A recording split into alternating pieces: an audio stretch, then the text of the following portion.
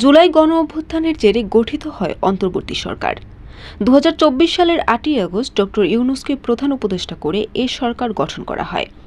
অন্তর্বর্তী সরকারের 1 বছর পূর্তি আজ। রাষ্ট্র ও সমাজের বৈষম্য দূর, মৌলিক সংস্কার সহ মানুষের আকাশচুম্বী প্রত্যাশা ও আকাঙ্ক্ষা নিয়ে গঠিত সরকারের সফলতা এবং ব্যর্থতা নিয়ে আলাপ চলছে জোরে সোরে। পর্যবেক্ষক মহলের মতে 1 বছরে মানুষের ওই প্রত্যাশা ও প্রাপ্তির মধ্যে বিস্তর ফারাক। আইনশৃঙ্খলা পরিস্থিতি নিয়ন্ত্রণে আসেনি।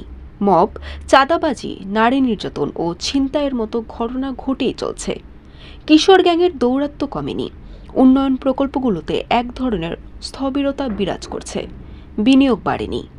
নতুন কর্মসংস্থান সৃষ্টি হয়নি। বেকারত্ব কমেনি, উল্টো বেড়েছে। মূল্যস্ফীতি 8.55% দাঁড়িয়েছে। পাচারের টাকা ফেরত আসেনি। তবে বিদেশি কিছু সম্পদ শনাক্ত ও জব্দ হয়েছে। এসবের প্রভাব পড়েছে কর্মসংস্থান, শিল্প প্রতিষ্ঠান ও উৎপাদনমুখী খাতগুলোতে।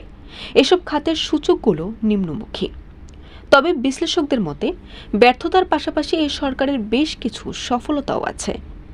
বড় সাফল্যগুলোর মধ্যে অন্যতম হচ্ছে দায়িত্ব নেওয়ার 1 বছরের মাথায় জাতীয় নির্বাচনের নির্দিষ্ট সময়সীমা ঘোষণা, নির্বাচনী প্রক্রিয়া, সংবিধান সহ মৌলিক সংস্কার ও বিচার কার্যক্রমে বড় অগ্রগতি হয়েছে। মূলত অন্তর্বর্তী সরকার 3টি বিষয়ে জোর দিয়েছে।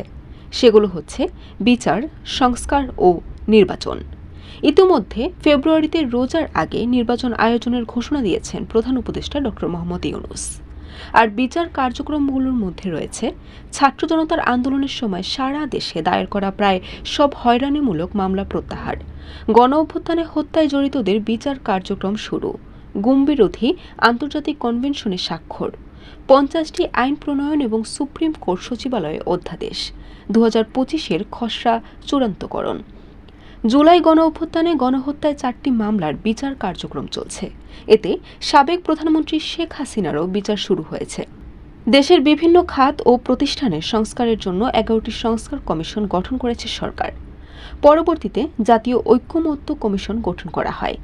এই কমিশন 166টি সুপারিশ নিয়ে 30টির বেশি রাজনৈতিক দলের সঙ্গে 2 মাস সংলাপ করেছে।